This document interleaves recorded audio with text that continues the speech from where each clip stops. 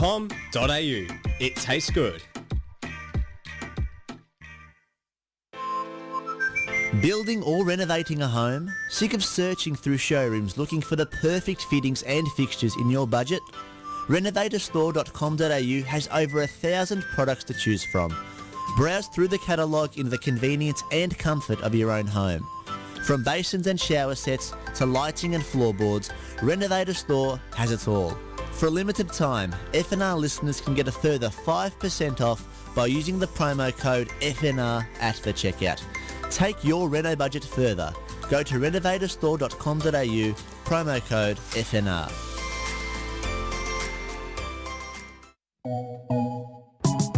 The Night Train is brought to you by St Andrew's Hotel, 128 Nicholson Street, Fitzroy. Beautifully crafted, cosy and intimate spaces for your drinking and dining experiences.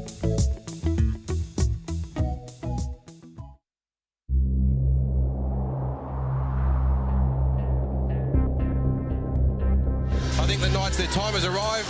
I think last week that 10-man performance in the preliminary final was absolutely exceptional, so I'm going for the Knights. When you talk of Knights, it's a real fighting team. Buskok into the back of the net. Melbourne Knights take the lead 1-0. Melbourne Knights will win the Doherty Cup.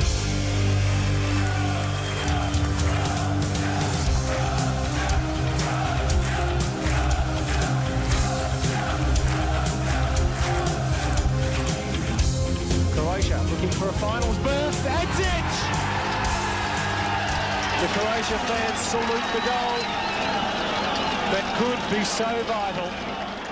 And good evening, Knights fans. Welcome back to the Night Train, where we will be discussing everything and anything Melbourne Knights.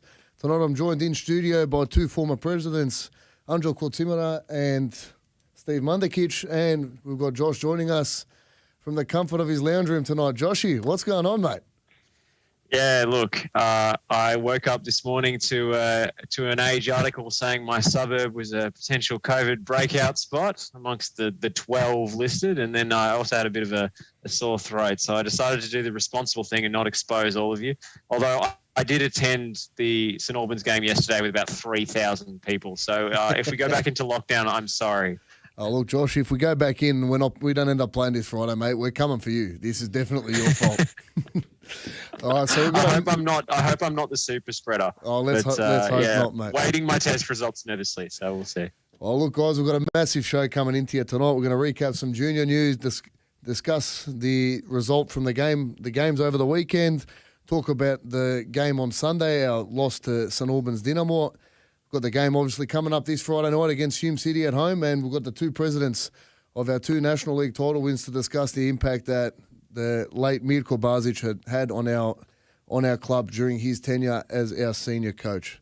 So we'll kick things off by thanking our sponsors, I&D Group, Melbourne Croatia Soccer Club, Living Gems Lifestyle Resorts, the Australian Croatian clubs of Geelong and Melbourne, Empire Global, and the sponsor of the show, St Andrew's Hotel. So everyone, if you haven't been down yet, food is unbelievable. You boys, I'm sure, have both been down. Yeah, once or twice. Yeah, definitely. Tony really prepares a good food. Mate, he's a good operator. Food is a good manager. Food is wonderful. Tony's a half decent bloke once you get to know him. A bit rough around the edges, but he's all right, Tony. Like a lot of us. That's it. So we'll kick things off with a bit of junior news. Our NPL teams hosted Geelong yesterday at Knights Stadium. Hard day at the office for our junior teams. The 14s lost 5-2. The 15s lost 5-1. However, it's a squad of 17 players, 5 injured and 1 suspended, so they were a bit light on numbers on the weekend, so we can understand the result. The under-16s lost 4-3, leading 3-2 with a couple of dubious late free kicks, so unfortunate for them. And we've got a 2-2 draw from our under-17s. Heads up, boys. There's a busy couple of weeks left with the pre-qualification rounds. And we have to play 3 games by April 3rd, 2 double headers in a row, and an Easter Sunday game. So heads up to the juniors. Look to bounce back next week, and hopefully the season kicks on for you from there. Now, just to recap our 20s the under-19s and 21s now, the 19s had a 4-0 win against the St Albans under-19s, and the 21s 5-1. So a bit better result for for the 19s and 20s in the senior team, boys. Better than the seniors, but that's good news with the under 19s and the youth team. You know, it means that we've got some good talent there. Yeah, and look, the youth product to come out of our club has always been a bit of an ethos. It was at the time both of you were presidents of our club. You know, speak to what that sort of ethos around the club in terms of promoting our junior players, where that comes from and why that's so important to us as a club. Oh, look, I think the way the game was run those days was completely different to now. You know, kids, every kid's ambition was to go overseas. So, you know, they worked a lot harder than the boys. I got to say, they worked a lot harder than the boys these days, put in a lot more, and their ambition was to go overseas. These days' ambitions is to play A-League. I don't think that should be their ambition. Their ambition should be to play overseas, and I'm not talking about Asia. I'm talking about Europe and the big clubs. Because when you look at the 90s, we had about over 100 players playing in overseas, but most of them played in Europe. They played in the top clubs. You know, we've probably got 100 playing now, but they're playing in, you know, Mickey Mouse clubs compared to then. Yeah. Steve, yourself? Well, put it this way, Melbourne, Croatia, or Melbourne Knights, it's always been a powerful club. A lot of kids, a lot of players wanted to play for Knights. I think we produced quite few players for playing for national team, and I think we did well in all the national leagues. So let's hope that one day this second division comes, you know, sort of, and Definitely we prepare and we will be there, because when you look at it, this A-League, you can finish last, you know, for in the next 10 years, and you will get promoted. So that's why I reckon this should be a second division club. Well, couldn't agree with you more, mate. Guys, we're going to go. Speaking of the youth development, you produce half the St Albans squad as well, don't you?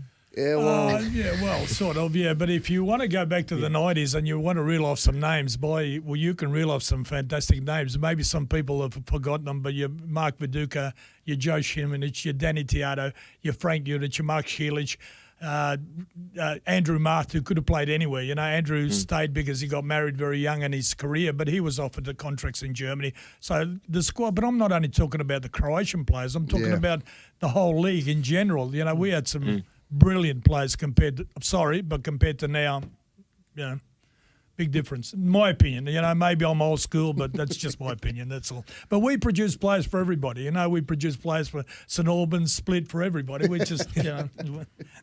Knights has been a happy hunting ground for many a club to come and pinch a player. I don't say pinch. A lot of players go, you know, there's pinch is the wrong word. Yeah, pinch is the wrong there's word. levels that players can play at, and I think they find themselves at the end of the day the levels that they can play at. Correct. Simple. All right, guys, we're going to go for our first quick break. When we come back, we'll be going around the grounds and discussing the weekend's unfortunate result. Building or renovating a home? Sick of searching through showrooms looking for the perfect fittings and fixtures in your budget? Renovatorstore.com.au has over 1,000 products to choose from. Browse through the catalogue in the convenience and comfort of your own home. From basins and shower sets to lighting and floorboards, Renovator Store has it all. For a limited time, FNR listeners can get a further 5% off by using the promo code FNR at the checkout. Take your reno budget further. Go to renovatorstore.com.au, promo code FNR.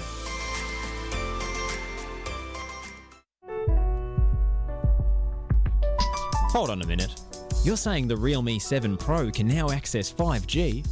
Realme is quickly becoming one of the most popular and affordable phone brands. With a 6.4-inch display, 64-megapixel camera and 128 gigabytes of storage, we've found your next phone. Usually $599, it's now on sale for $479. And get a further 5% off when you use the code FNRME on any Realme product. Order the Realme 7 Pro now and get a pair of wireless earbuds, the Realme Buds Q, for free. That's realme.com, promo code FNRME.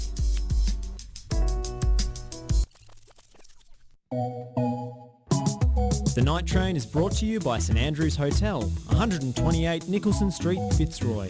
Beautifully crafted, cosy and intimate spaces for your drinking and dining experiences.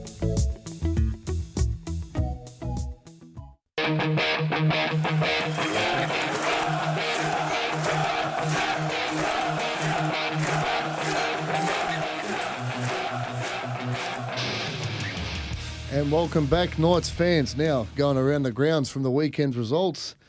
Port Melbourne lost 2-1 to Eastern Lions on Friday night. Bentley Greens with a 2-1 win over Dandy Thunder. And Oakley Cannons and South Melbourne share the points with a 1-1 draw from the Friday night games. Josh, anything to add? Well, I was at the Oakley South Melbourne game. There was more than a hint of handball about the Wade Decker equaliser. I don't know if you've seen it, but he basically cradled it with his forearms. But the second touch was absolutely unbelible. Well, normally helps when you get a hand on it first, though. Yeah, I mean, look, it helps. It helps it sit for you. It's basically a drop kick, actually. But it was a good one. So South were pretty filthy about that. But as usual this season, they were incredibly defensive, especially after they took the lead. So I think they've only got themselves to blame for not putting more pressure on for a second goal, and Oakley took advantage, and they actually hit the crossbar and had quite a few really good attempts from range. There was a couple of outstanding long shots from Knowles and Oscar Dillon, even the centre back, who's one to watch out for because he loves a dig from range. So they rattled the bar a couple of times and could have gone on to win it, but I think South probably value for a draw there. Yeah, I'm going to agree with you there. Look, I think Oakley, to be honest, were probably a bit stiff not to walk away with the points on the Friday night. But, South again, they're going to be a solid defensive team all year. And Oakley, I think, are going to be a team to watch come finals time. Now, going through the games on Saturday, Avondale with a 2-0 loss to Green Gully. Heidelberg and Altona Magic share the points with a 2-2 draw. And Hume with a resounding 3-1 win over Dandy City. And then coming into our game, St Albans Dynamo 2-1 win over the Melbourne Knights. Look, personally, I think when you look at the game on the weekend, Dynamo were up for it, looked like they were hungry, they wanted it more. They came out first 15 minutes and really set the intensity of the game. Had a good few chances to score. The boys done well in terms of cleaning that up and not conceding early. Caleb done well to score. For me, the squad was sort of got control back of the game up until the half time, but coming out of the half, I feel like we really needed a second goal to really consolidate that game, boys. Would you agree? 100%. They were in for the fight. They were totally motivated. I think look at our performances. The first 2 weeks were completely different to Sunday's performance. We were down, move on. Friday nights again, I'm not going to cry over it. I was very, very disappointed in their performance. Didn't sleep all night like a lot of the Melbourne Croatia or Melbourne Knights supporters. But, look, for them, it's easier for them to motivate themselves than what it is for us. It's just that's the way it goes. We can motivate ourselves against a South Melbourne or somebody, but it's hard to motivate yourself against a Green Gully or an Eastern Lions or whatever. And I think the boys took it too casually, that's all. That's my opinion.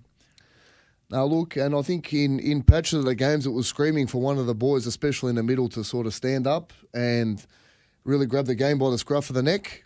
There was opportunities there, but really, apart from our goal, we didn't really threaten their keeper, didn't put a shot on target.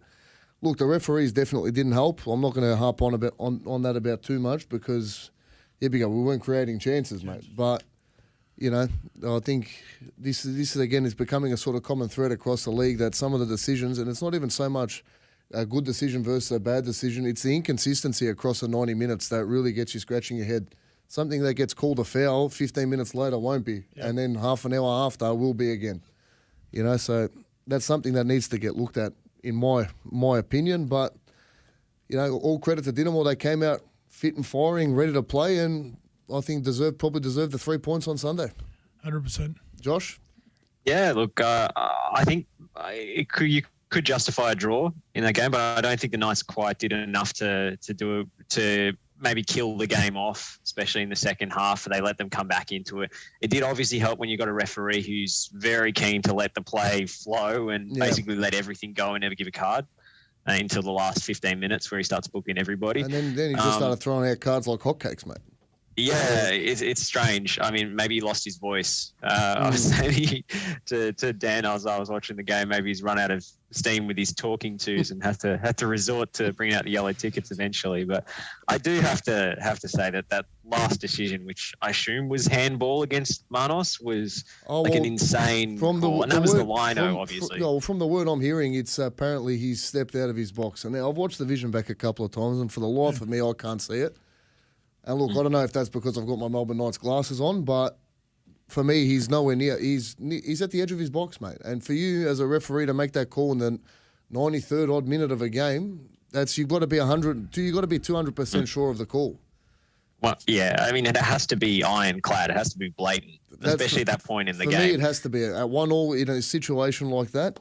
You know, it has to be absolutely ironclad letter of the law that you're bringing that back for that. But look, obviously he thought it was, and you know, we've just got to move on. We've got a massive game against Hume this week on Friday night, and you know, this is going to be the test now, because in years past we've had good starts, we've had bad starts, but inevitably the squad suffers a harsh defeat or two, and then the season sort of curtails and spirals off that.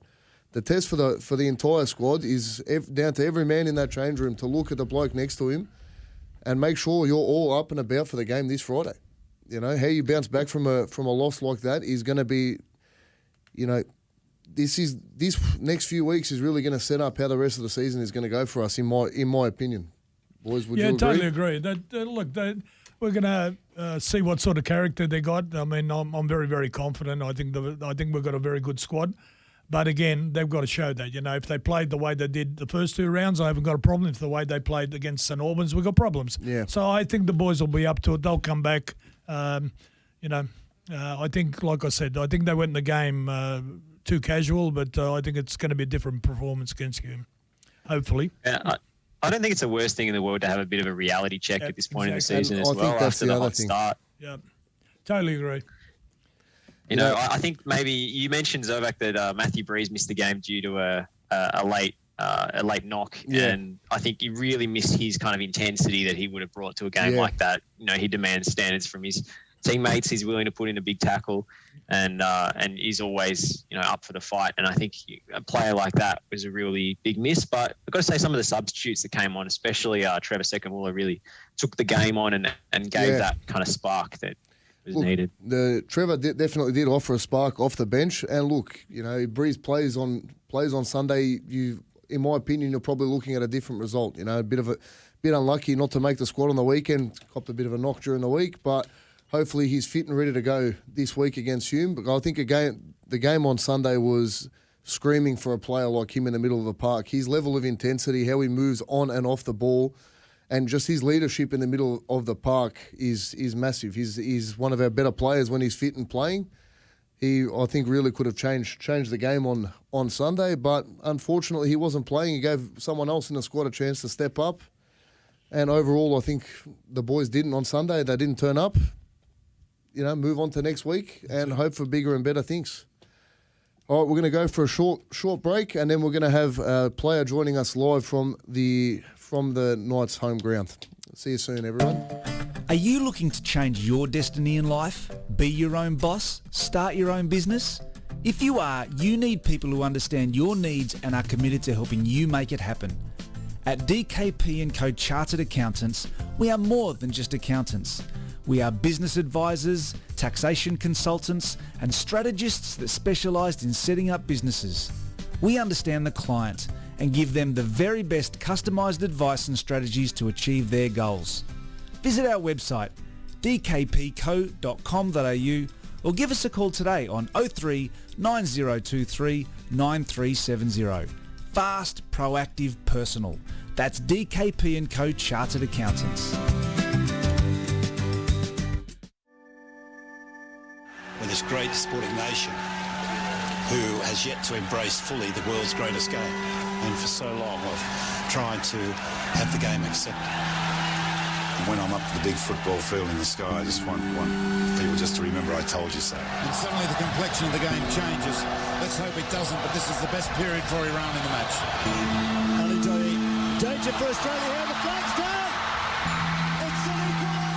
You just feel for them, not just the boys, they are representative of so many people who make this game their life. It's just, I can't say anything. All right. Especially as they have the impetus.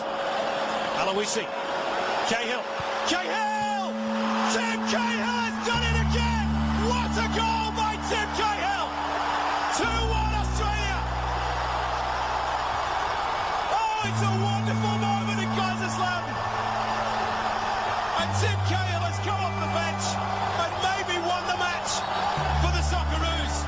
You're listening to FNR, Football Nation Radio.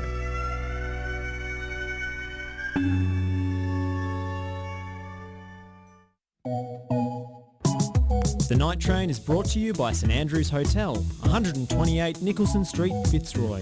Beautifully crafted, cosy and intimate spaces for your drinking and dining experiences.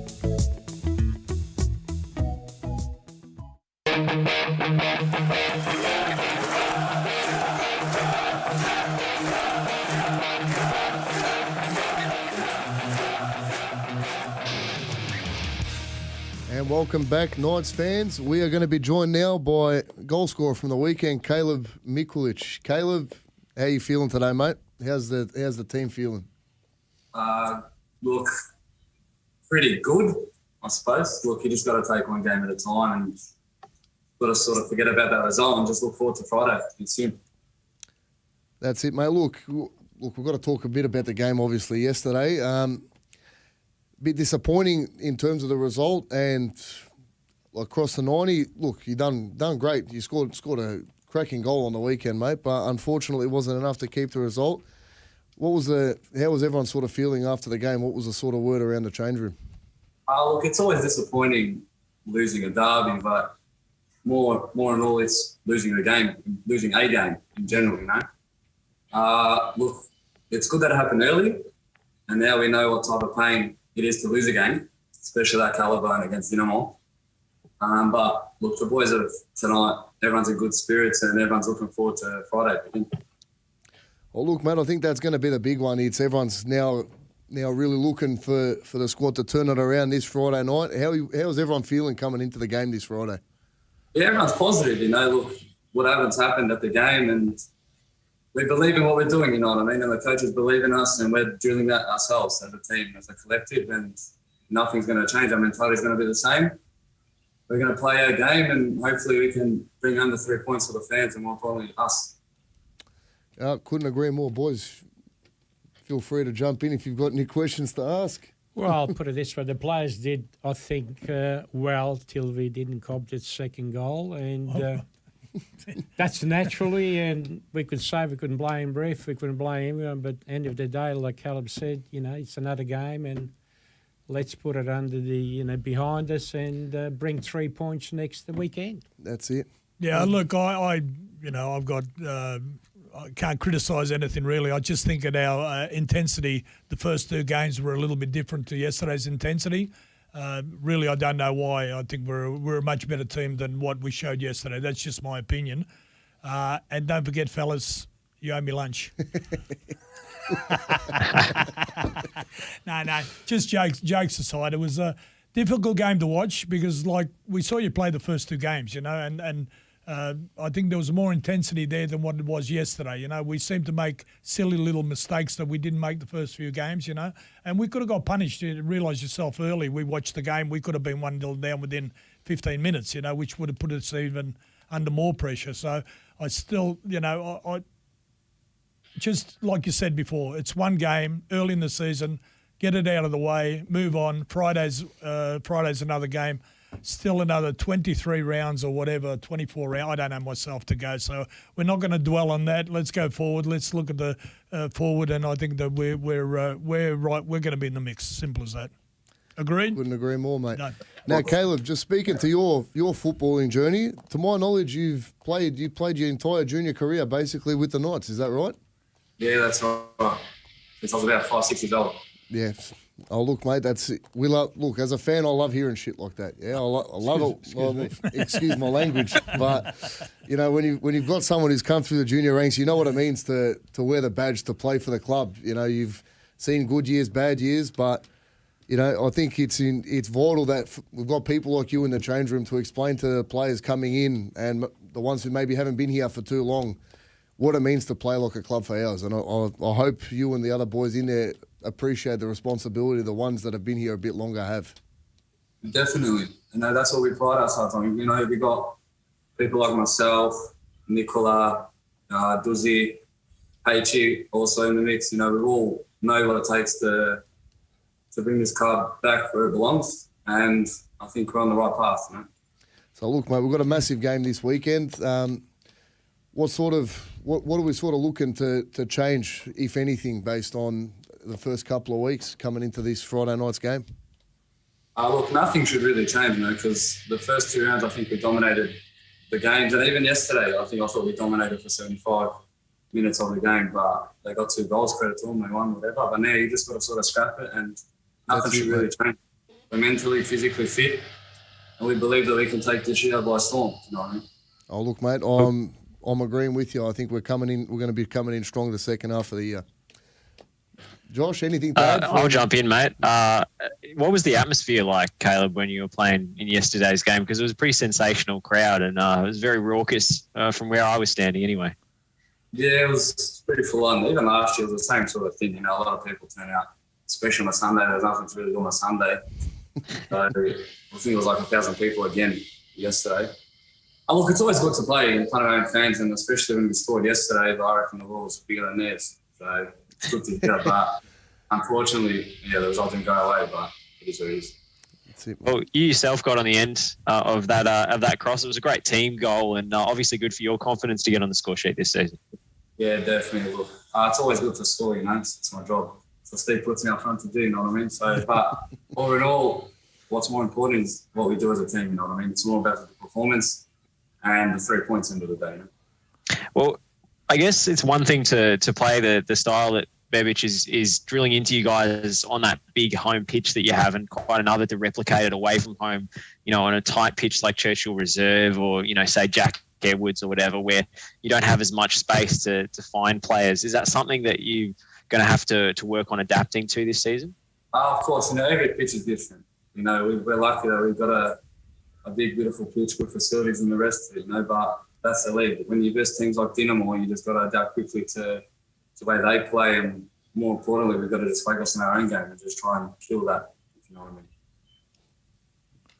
Mate, absolutely. And one question I do want to get in, could you see the pitch markings when you were playing? Because I couldn't make out the sideline from the fence. And maybe that did not help the referees or Tom Manos. No, I didn't. What do you want me to say, man? It's always just a narrow, hard pitch, you know what I mean? But no, it is what it is. Here we go. The council there at Bringbank, I'm sure, do the best that they can to try and upkeep all those grounds that they've got. What else can you say, really? Yeah, look, just want to wish the boys all the best for the rest of the year, and I just stay with that attitude. And maybe St Albans might play on their top ground. It looks better than it's got no grandstand or nothing, but the ground looks a hell of a lot better than what that the dome. That's a dome. Yeah. If you stand on one side of the ground, you can't see the players look like they're short. Look like all you can see is their knees. Well, true story. Oh, look, Caleb, thanks for your time, mate. Thanks for joining us. Pass on the best wishes of everyone here for the game on Friday and for the season ahead, mate. Looking forward to seeing you. All right, thanks for having me, guys. All the best, mate. All the best. Thank you. And that was Caleb Mikluc, guys. We're going to go for a quick break, and then we'll be coming back to discuss the late and great Mirko Bazić. Do you spend too much of your valuable time in the kitchen? Chef Good delivers delicious gourmet meals directly to your door. With options as varied as green sambal chicken, Nonna's lasagna, and harissa lamb tagine, you'll never get bored or go hungry. All FNR listeners can get 10% off their first Chef Good order. Just head to chefgood.com.au and use the code FNR10. chefgood.com.au. It tastes good. Are you looking to change your destiny in life? Be your own boss? Start your own business? If you are, you need people who understand your needs and are committed to helping you make it happen. At DKP & Co Chartered Accountants, we are more than just accountants. We are business advisors, taxation consultants, and strategists that specialise in setting up businesses. We understand the client and give them the very best customised advice and strategies to achieve their goals. Visit our website dkpco.com.au or give us a call today on 03 9023 9370. Fast, proactive, personal. That's DKP & Co Chartered Accountants. Whether you're a land developer, in local government or a service authority, Lenco Group will help you get your job done on time and in a cost-effective manner. Lenco Group provides superior civil engineering and advisory services by creating, communicating and delivering sustainable, efficient solutions. For all your infrastructure requirements associated with residential, commercial or industrial development projects, visit our website lencogroup.com.au or give us a call today on 1300 152 626.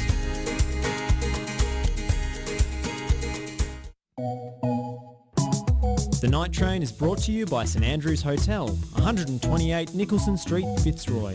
Beautifully crafted, cosy and intimate spaces for your drinking and dining experiences.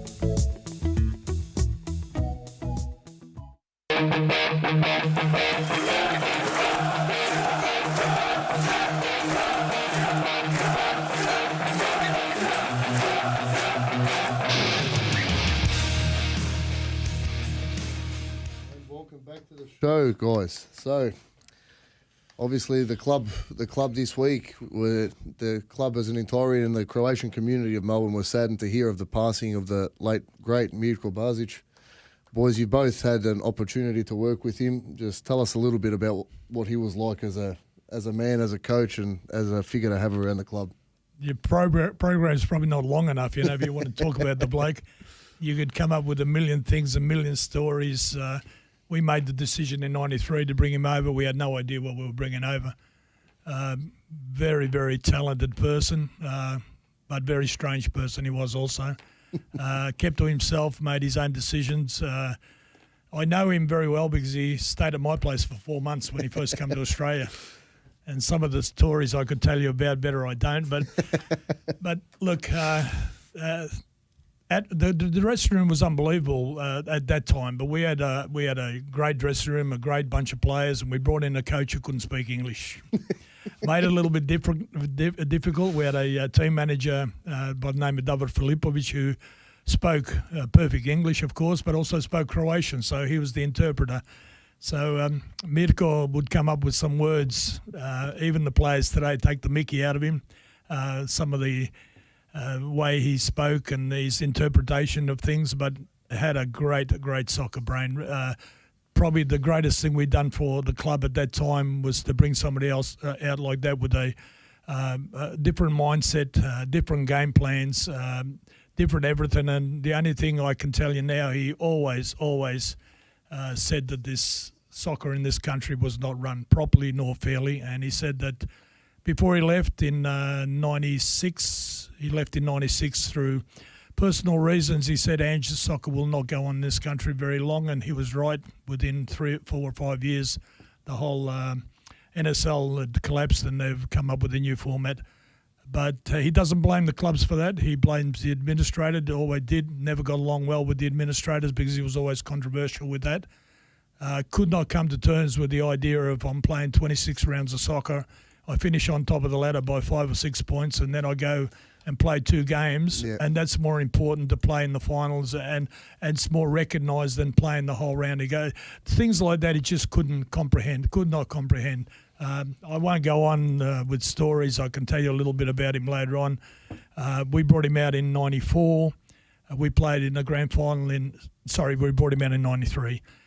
We played in the grand final in '94. We played in the grand final in '95. We played in the grand final in '96. We lost our first grand final to Adelaide at Olympic Park 1-0 through a Damien Murray ripper. Damien Murray should not have been on the park at that time. 1 year later, we lost again to Adelaide we lost on penalties the first one, then we lost to David Murray 2-1, and then we played. Steve took over. I resigned. Steve took over as president and took the boys to Adelaide, and he can tell you a little bit about that. And then I came back in the year after, and we took out Marconi. So Steve can tell you a little bit about the '95 grand final. I'll put it this way, like Ryan says, Mirko was a hard worker, but he didn't believe any gossip. He just wanted to do the best thing for the club, produce the players, produce a lot of young players, and end of the day, we did. He was very successful. Was very sad when Mirko left, went back to Croatia through family reasons. But the saddest part is he passed away naturally, and spoke to me about 3 weeks ago, and he says, Steve, if I was 10 years younger, I'll be back in Australia and I'll win another championship before I die. Oh, yeah. Unfortunately, poor guy, after that. He died 10 days later. 10 days later, he died, you know, so the stress it's of very coaching the sad. club. No, 10 days, yeah. But unfortunately, he got COVID in Croatia, and it's still about in big numbers, a population of 4 million people, and they've got 700-800 cases a day, which is, you know, pretty big, and he apparently copped it, and he hasn't been healthy for the last few years, I suppose, anyway, you know. But one thing I can say about Mirko, he had a talent. He had an eye to pick talent. Danny Tiato was picked to George Cross Ground out of nowhere where nobody wanted to even look at him. We went to Wollongong to play Wollongong, and the AIS played the Wollongong youth team, and we went there to have a look at a kid from Geelong called Mio Trupkovic. We sat in the grandstand, he watched the game, and he says, I want to see Mio, and he's watching Mio play, but he says, who's that bloke over there? Who's this player? All the time he's picking on one player. And the story, it's not a story, the thing was, he goes, Mio Trupkovic is our player, he's from Geelong, but I want to know who this bloke is. Who was the bloke that he picked? Joe Šimunić. Got him. We brought him down here straight away. Played over 100 games for Croatia. So that was the sort of talent that Mirko had. Mirko loved players with speed because he said, "I can teach a player how to play soccer, what to do, but one thing I cannot do is give a player speed. You've either got that natural speed or you haven't." And he loved players that had pace. You know. But, you know. Even you look across his tenure as coach. There for 3 years. Won, 3 minor premierships, made it to 3 grand finals. 3 grand finals, yeah. No, the last one we didn't win the minor premiership. That was when Ian Dobson took over because Mirko left halfway through the year because of family problems. And then, to me, the best coach in Australia at the time, Ian Dobson, took over, who has never coached A-League after that, which was a surprise to me because Mirko rated him very, very highly. State League, I don't know how many numerous championships he won, but the bloke never got a chance to do A-League. But we're talking about Bazić now, and he was a great loss. He was a really great loss to our community because he was a gentleman. And if you ever watched the training session, watch the training session where the team's doing the whole session outside with the assistant coach, who to me wasn't really a very good assistant coach, but Mirko would tell him what to do. And what would he be doing? Sitting in the VIP room playing chess. Quite the chess player and quite the coach. He loved his chess. So he'd be playing chess in the VIP room while the team was training. And we'd say to Mirko, he goes, I know what our boys can do. I have to study the opposition. Now, I have to beat the opposition. I'm not worried. I know what we got. And that was him all the time. Maybe that's why he was such a good chess player, because he was always so good at breaking down the opposition. Yeah, that was him 100%. He knew how to break. He used to study. He always wanted videos of the teams that we're playing because he would sit and watch and he goes, I know how to beat them. I know where their weaknesses are. And that was his. But, you know, that's Europe. That's not only Mirko Bazić. That's Europe because that's the standard of coaching, I think, in Europe is a little bit different to what it is here in Australia. Well, again, that goes across he had a nearly 30-year career as a coach. You know, he coached clubs in Zagreb, he coached Bjelovar, he's run academies, he coached in Canada. He's his level of experience, and even some of the players he brought through that Dinamo squad where he was coaching, they're like, you know, Zlatko Kranjčar played under him at Dinamo. Yeah. You know, what a player he was.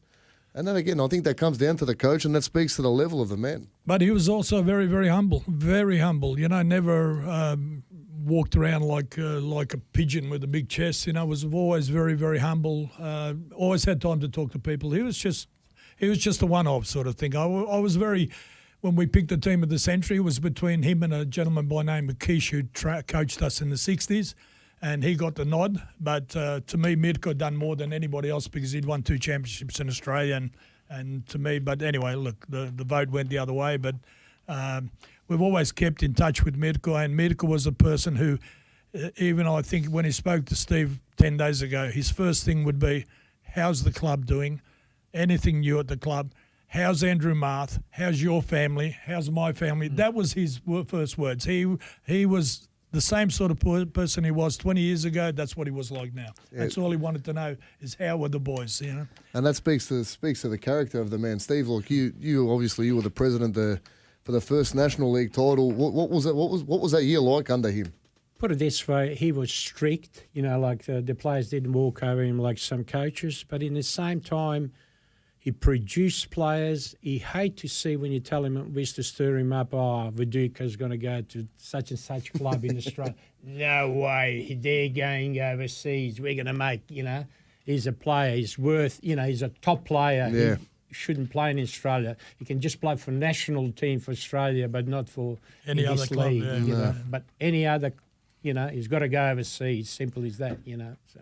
Oh, look, and even some of the players he brought through that from the youth team, from within the club that he promoted. Like Viduka's a standout one, but there's so many other names there that he really pushed through, and the guidance I'm sure he offered them was instrumental in their careers taking off under his tenure at the club. Well, Dukes was already at the club because we brought Dukes back from the AIS, the previous year before that, but he didn't play too many games. So when Mirko came in 94, Dukes was there as an 18-year-old ready to go. But I'll tell you a funny story. It's not really a funny story. I nearly got bashed for it. He just got to Australia and we were playing South Melbourne. I think it was South Melbourne in the Doherty Cup final, Olympic Park. That was his first game, yeah? So we watched the game and I think we got done because Vaughan Coveney copped it in the penalty box and broke his leg, but the referee said it was a clear tackle, But the bloke went to hospital and got a broken leg.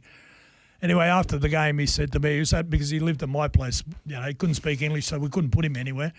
So anyway, he says to me, I want the list of the teams and I want all the names of the players and I want their ages, yeah? So we did that the next day and he went through everything and he's already remembered who's on the park. And he said to me, you got 3 players over the age that I don't want and 2 of them have got to go. I go, yeah, who are they? And I knew who they were. He goes, Joe Biskic, George Hanna, Theo Salamides. I go, no chance, coach. I get rid of that, I'm dead. I go, there's no way in the world I can get rid of them. He goes, you can't go anywhere. They're at that age of 32, 33. We need young blood, blah, blah, blah. So he goes to me, we'll keep Biskic and we'll get rid of George Hanna and Theo Salamides. So here I am a week later. I go down to the dressing room and I'm telling George, you got a free transfer. You can go wherever you like, Theo. When the ex-president, Mr. Sigurd, heard about it, there was 20 people outside and wanted to knock the dresser and then they were going to kill me because I got rid of George Hanna. But it wasn't my decision. I tried to explain it's the coach's decision, yeah. But that was things like that he did, He said, you've got to rebuild, And he brought Steve Hodwaite into the team as an 18-year-old. He had Mark Viduka there. The year after, he brought in Joe Šimunić. What's his name? Silla just lifted. Frank Juric came in as goalkeeper instead of David Miller. So he just made the whole squad as a 19, 20, 21-year-old squad with a bit of experience, Experience where it was needed. Yeah. But again, the quality of the players across the team, to me, that I think I was talking to someone today about this. I believe that that first National League team is the youngest team to have ever played in a national grand final in Australia. Yeah, it was. Well, we had, Biskit just left then. He went to Malaysia. That's right. Biskit just went to Malaysia, got a big offer from some Kings team, so he went there. So when you looked at the whole squad, I think, Andrew Marth wasn't. Marisic that we brought over from overseas was probably the oldest player then. Everybody else, look, even Andrew Marth at that time was probably mid-20s. Mark Šimunić was about 18. Dukes was 19. Frank Juric was 19, 20. The whole squad, the Cervinski brothers, the Markovskis, all that, they're all kids. They're all kids, 19, 20, 21-year-olds, 22-year-olds. It was by far the youngest squad that ever won a grand final, by far. But they... and you look... Sorry. I was just going to say, you look back on it, and this looks like an all-star team, but at the time, these players were young, up-and-coming unknowns. And he made them into an all-star team, really. In hindsight, it looks like, one of the looks like that old classic team you get on FIFA. 100%. Look, Danny Tiato also, I forgot. Ljubo Lapčenski that we brought from Europe. No, Slovakia. Oh, yeah. Very, very, and even at that time, Oli Pondeljak, when we won the grand final in '95, we had Oli Pondeljak and Ljubo and Danny Tiato and Ljubo Lapčenski sitting in the grandstand at the time. not Danny playing. Tiato got the red card against South Melbourne in that nearly washout game, you know.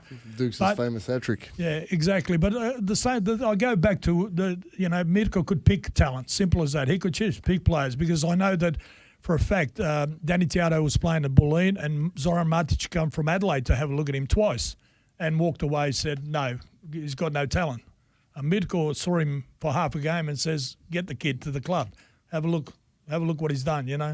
I think he was proven right on that one. Yeah, yeah. Well, I'll tell you what, at Bulleen, like Ainge says, Danny went on trial with to Adelaide City. They didn't want him. Yeah. So Mirko said to me, go and call that kid, to come to the training. I said, which one? And then he said, what?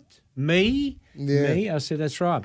So then he says, I don't want to offend Italians. He says, listen, Italians are good at food, at clothes, but leave soccer to me. And there was, and it's funny, the president of the social club of Bulleen, naturally we did the deal, and we sort of, when he went overseas, we did sort of look after Bulleen. They got looked after. They got looked after, you know what I mean? Because they were sort of pretty fair. He says, we can tell that Danny will succeed, which he did. He went overseas and ended up being a fantastic player. Yep. Of course. The whole squad, like Josh was saying. You have a look at the squad now. You know that Andrew Martin, I mean, the A-League boys or whatever, anybody listen to this and they,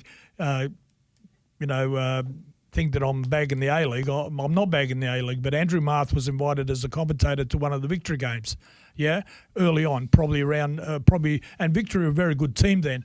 And they just asked the question of how many of the Victory players would have played in that grand final. And he said, maybe one, maybe Kevin Muscat. Nobody else would get in the team. He was never invited back because he said that on air. I mean, so if you go on air and you tell the truth, you're not allowed back on thing. But now if you're like an Andy Harper and praise all the blonde-haired kids comes out and they go, oh, what a superstar. He plays one game, next 3 weeks he's on the bench. How can you say a player's a superstar if he's played for 2 games? They're just giving them tags for no reason whatsoever. And really, you look at it, I think that 2 years there, back-to-back national titles, the first year says plenty about a young team coming together. You can maybe put a 1 year run together to win a grand final. But to go back-to-back, that shows the team you've put together is solid enough. The whole league knows what you're going to do to them the coming year, and you're good enough to still come in and go back-to-back. Yep. And don't forget, before that grand final against Marconi, which was also, it wouldn't happen anywhere in the world or near Europe, we lost 3 players. We lost their goalkeeper for the whole year, Frank Juric. We lost Danny Tiato and we lost Joe Spiteri because they went on Australian duties. And then we still had to play the grand final. I mean, we've put in a keeper, young Knježević, who's never kept all year and didn't keep all year. That was his first game for the Knights, but that wouldn't happen. I mean, they would have if you need to go to play for your country, then that game gets deferred. Simple as that. And that's what Mirko couldn't understand about. Yeah, always argued he hated Hill, he hated everybody. Well, he goes, what did this league give to us? Nothing. He goes, all they do is take. Look, I think that's what you want. Always want your coach to be saying. You want him to be looking out for the best interests of your club, and Mirko always did. Always I'm did. Well, that's the first thing that comes up when you do like a search of him in the newspaper archives and things. It's always stoushes with the federation. Those kinds of figures, like Mirko Bazić and like Raleigh Rasic was for many years. Those critics of the administration were pretty important voices to have. People who were kind of not born in Australia, so they were kind of external critics coming here and thinking, what the hell is going on? Yeah, but unfortunately they didn't listen. They should have listened to people like that. And the late Johnny Warren is probably one who tried to change things around and also a lot of times, sort of supported these comments. Yeah, definitely. But it went nowhere. It went nowhere at the end of the day. But anyway, look, it was a great era for us, brilliant era, and Mirko was a brilliant man, and we'll never ever forget him. And look, just going on people who don't mind having arguments with the establishment, Andrew, there's a pretty famous video of you rolling around on YouTube having a bit of a spat with the establishment, mate. They were very lucky that day. No, believe me, very lucky because, I can see Josh here. When that interview was on, I couldn't see them. They could see me. I was in the studios here in Melbourne. at SBS, and they were doing the show in Sydney. So I was just looking at this little camera like this. So I couldn't get any reaction from them. But I was very, very close to giving it to Scheinflug. But, you know, to me, and Mirko was the one who pushed me into that to say they can't do that. You know, you're going to a country in the middle of winter to train. Why? Why are you going in the middle of winter? Why don't you go there, you know, and where you going, who you playing? You're not playing the top teams there. You're playing their youth teams, and that's what happened at that time, you know. Wouldn't it be better to play the A-League teams here, put them in camp, and then play A-League teams here? No, he's got to go visit his family in Germany. Oh, man. Anyway, that was all right. That's, you know, I've been around for a long time. And that's why, you know, myself and Steve, we've probably been at the club, 40 years? 40 plus. I mean, involved in the club for 40 years. We were supporters before the club. We were members when we took over Essendon Lions. That was in the 70s. But as far as running the club, probably over 40 years that we've been involved, and still love it. Well, I'll put it this way. I still think we're all getting, you know, at that stage older, but my wish is, like Mirko says, you know, see the Knights in second division. B-League. B-League. Yeah. We have got an asset. You know, we got our ground's worth 25, 30 million. So let's tip in, you know, but owning our ground, it costs us a lot of money. But, you know, let's hope that council comes to the help. Comes to the party. Yeah. No, but look, you know, just to go back and just for our sort of last words on the segment for Mirko and what a man he was, the legacy he left around the club. And look, for me, I was at the time of both championships, I was 2 and 3 years old. Yeah, wouldn't have known. Yeah. Wouldn't have known nothing. But all the stories I hear from, not even just about the soccer, but the atmosphere around the club at that time, because of the team, because it was all our boys. It was our young men playing in that team that was back-to-back champions of the country. Yeah. You know, and that's just a credit to the man that Mirko was and the coach that he was. Yeah. But like I said, I probably knew him better than most because he was at my place for 4 months. So every day, every night, he used to sit down and not only to myself, but also trying to explain to my wife, got her involved in the game and what we're doing and how we're doing and how he rates players and all this. And it was... You know, I could tell you some other stories. I don't want to. I just probably I said you could do a whole segment on him. You know, some of the stories I could tell you about him when we used to go away and things like that. It's just he was just a character. Oh, boys, you know what? I'm going to ask you each for your favorite Mirko story. Just one each. All right, it's probably the one that shocked me the most was when we were going to bring his wife over. So he'd been at my place for about a few months, and we're bringing his wife and his daughter over. So.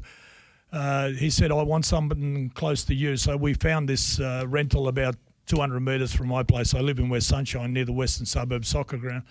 So this thing was just around the corner. So we come in, we furnish the place and everything. Look at this Mirko, and he's walked around the whole house, you know.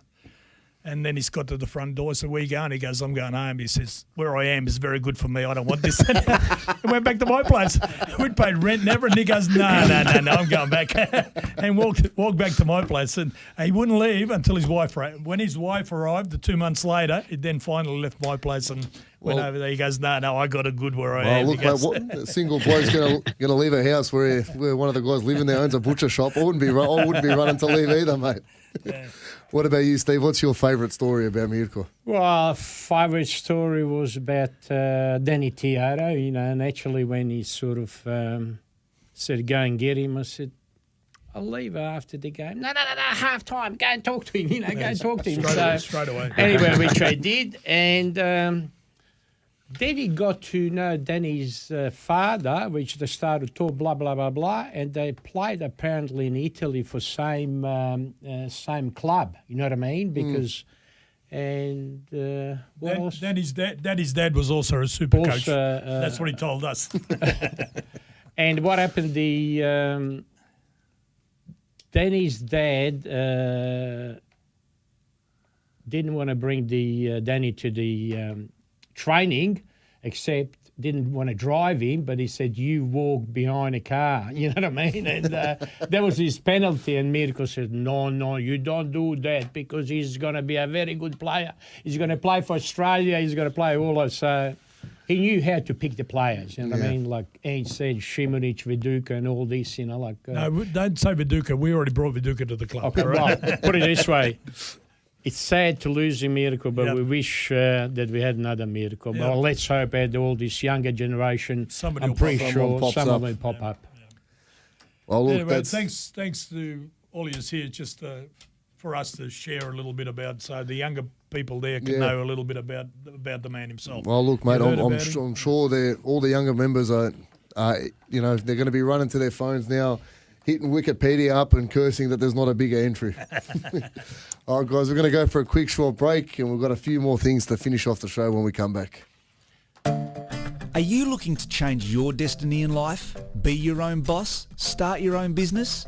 If you are, you need people who understand your needs and are committed to helping you make it happen. At DKP & Co Chartered Accountants, we are more than just accountants. We are business advisors, taxation consultants, and strategists that specialise in setting up businesses. We understand the client and give them the very best customised advice and strategies to achieve their goals. Visit our website dkpco.com.au or give us a call today on 03 9023 9370. Fast, proactive, personal. That's DKP & Co Chartered Accountants.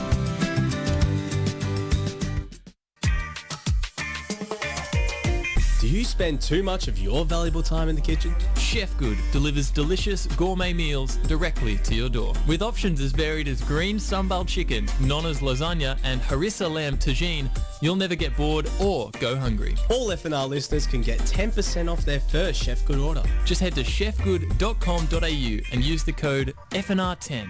chefgood.com.au. It tastes good. Cambiasso. This is where Argentina can be very patient indeed. I've watched their youth teams do this. Just play the ball endlessly around the edge of their opponent's penalty area, then suddenly break with devastating consequences. Saviola, Cambiasso. Cambiasso! They've done it! They've done it! And scored a fantastic goal! How many passes did they put together there? You'd need a calculator. FNR, Football Nation Radio.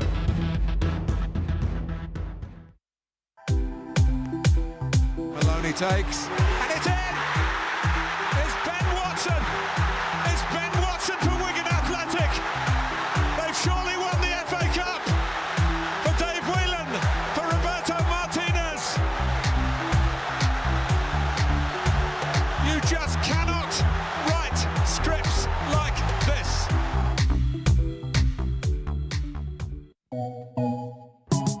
The Night Train is brought to you by St Andrews Hotel, 128 Nicholson Street, Fitzroy. Beautifully crafted, cosy and intimate spaces for your drinking and dining experiences.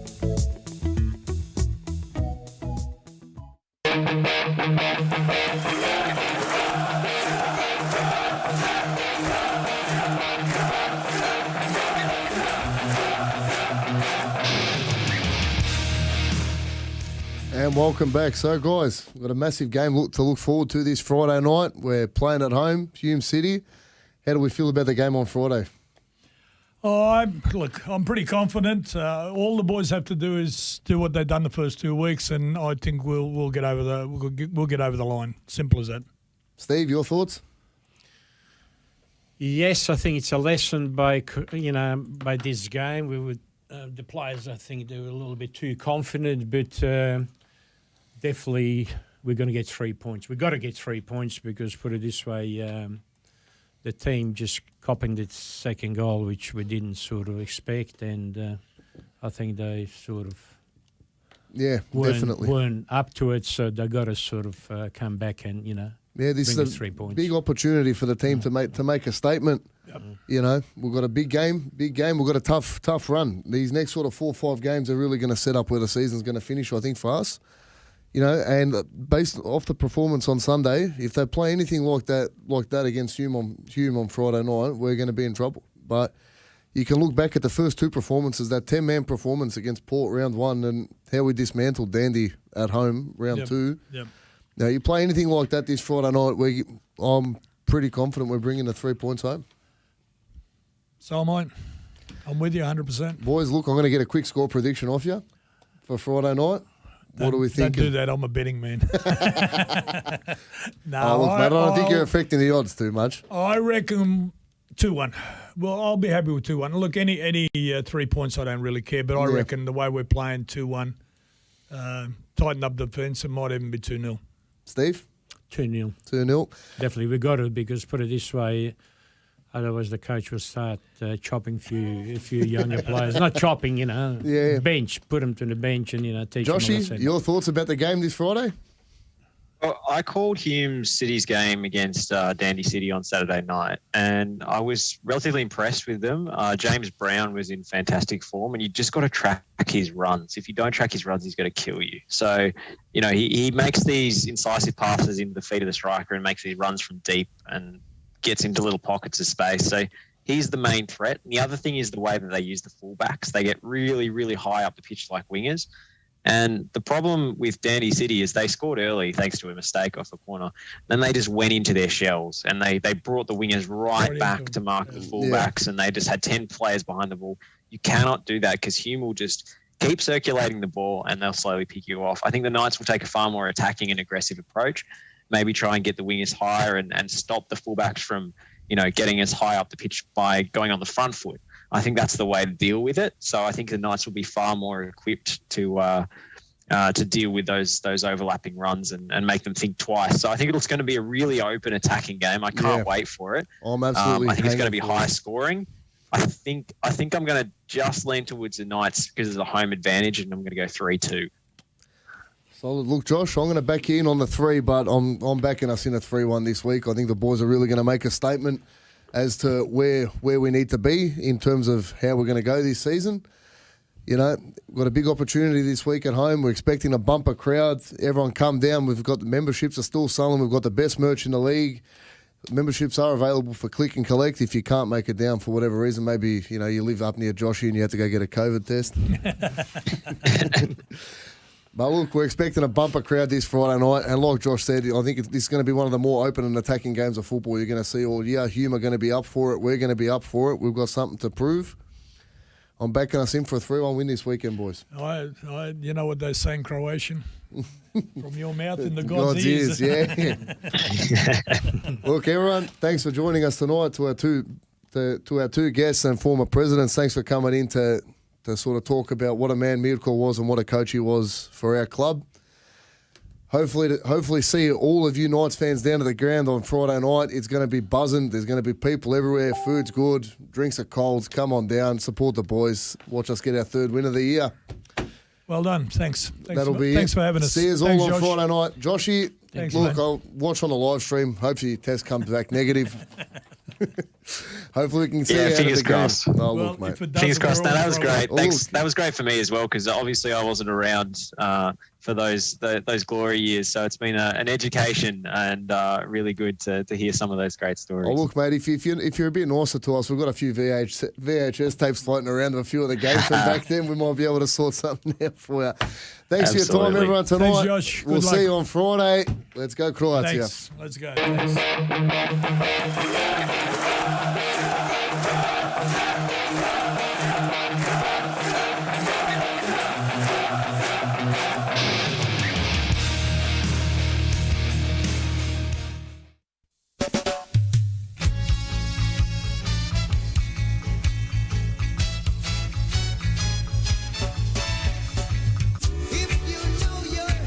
Welcome to another episode of If You Know Your History on FNR Football Nation Radio. I'm Paul Mavridis, and joining me in the studio as usual. As usual? Most often. What's just short of always? Our thereabouts co-host, Ian Sison. Yeah, we're on a very good mood, aren't we, Paul, today?